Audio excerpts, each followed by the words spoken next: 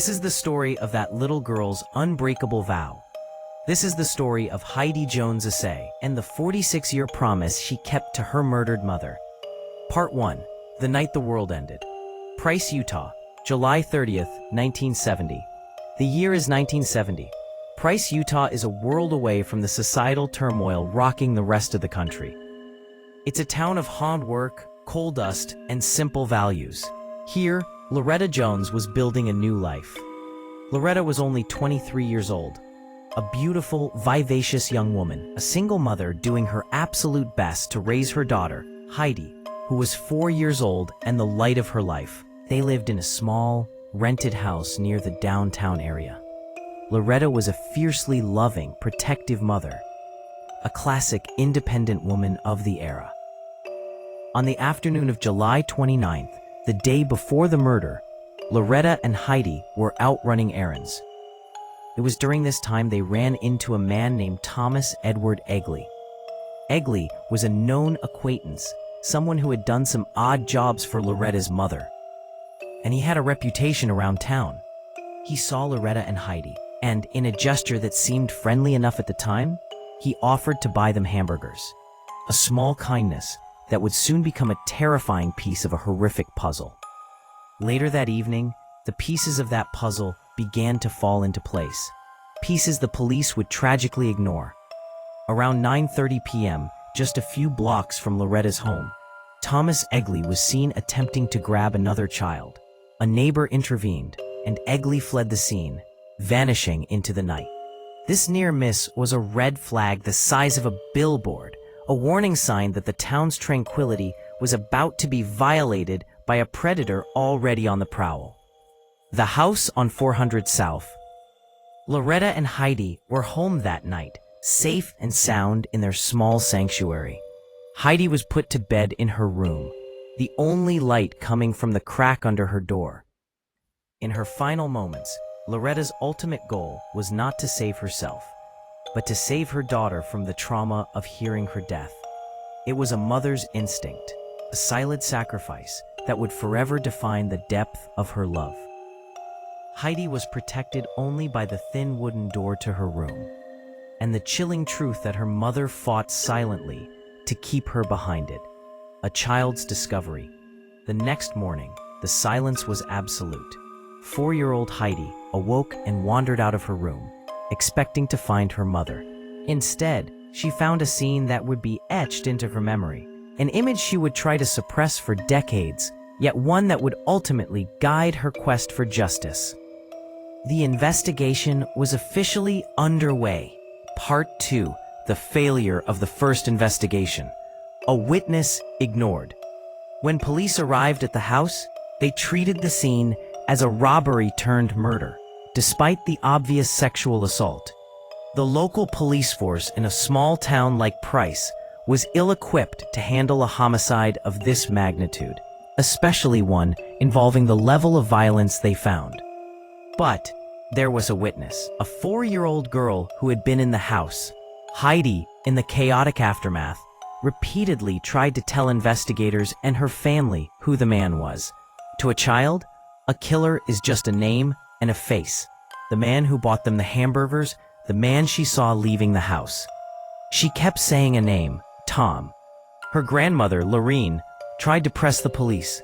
The baby says she knows who did it. She says it was Tom. The police dismissed it. A 4-year-old's testimony in 1970 was considered worthless, too easily confused, too prone to suggestion. The police had their suspect, Thomas Egley, brought in for questioning, but they released him. Why? Lack of forensic technology.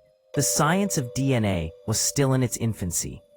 Evidence that could have definitively linked Egley to the scene, samples taken from Loretta's body, was collected.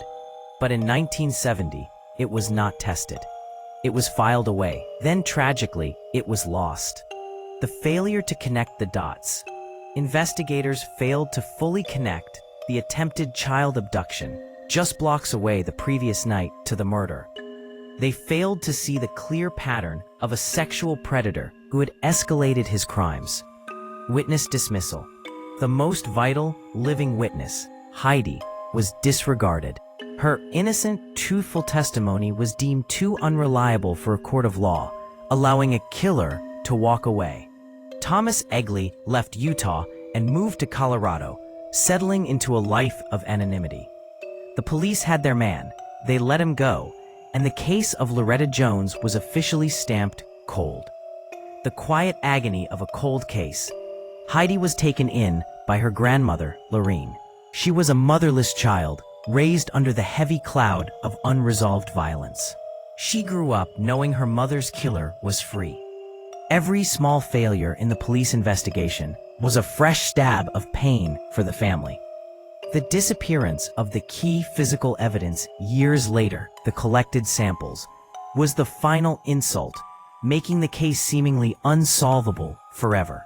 Heidi, however, did not forget. That 4-year-old girl, who had been protected by her mother's final act, internalized a deep, silent, lifelong mission. She would not let her mother be forgotten. She carried the weight of her mother's death and the burden of the system's failure through elementary school. The case was a legal impossibility, but Brewer and Heidi refused to accept that. They started from scratch, tracking down old police reports, re-interviewing aging witnesses, and trying to reconstruct the events of 1970 with faded memories.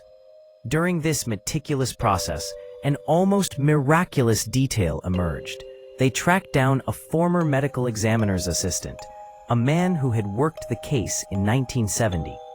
He remembered a key detail that gave them the slender thread of hope they needed: the preservation of a single, crucial biological sample, a sample that was not part of the main lost evidence. This one remaining sample offered the faintest chance of a modern DNA profile. But there was a problem. In order for the testing to be legally viable and conclusive, they needed a comparison sample, and the only place left to find it was with the victim herself. The piece the medical examiner's assistant remembered to the lab. The result came back, a perfect profile of an unknown man. They now had the killer's DNA profile. All they needed was the killer's name, and they already knew the name. Conclusion and call to action. The tireless work of Heidi Jones Acey, Sergeant David Brewer, and the persistence of a single surviving sample led them directly to the man who had bought a little girl a hamburger and then murdered her mother. Thomas Edward Egley, living quietly in Colorado, was brought in for questioning one final time. Faced with the overwhelming scientific certainty of DNA evidence, evidence that didn't even exist when he committed his crime, Thomas Egley confessed. He was arrested and charged with the rape and murder of Loretta Jones. 46 years, 3 months, and 23 days later, the 4-year-old girl, who kept silent in the next room, finally saw justice delivered. But the story of Loretta and Heidi Jones is not just a triumph of forensic science. It is a profound testament to the power of a daughter's memory and the enduring failure of an initial investigation. We want to hear your thoughts on this incredible case. Leave your questions, comments, and theories below. For example, the police dismissed Heidi's testimony because she was 4 years old.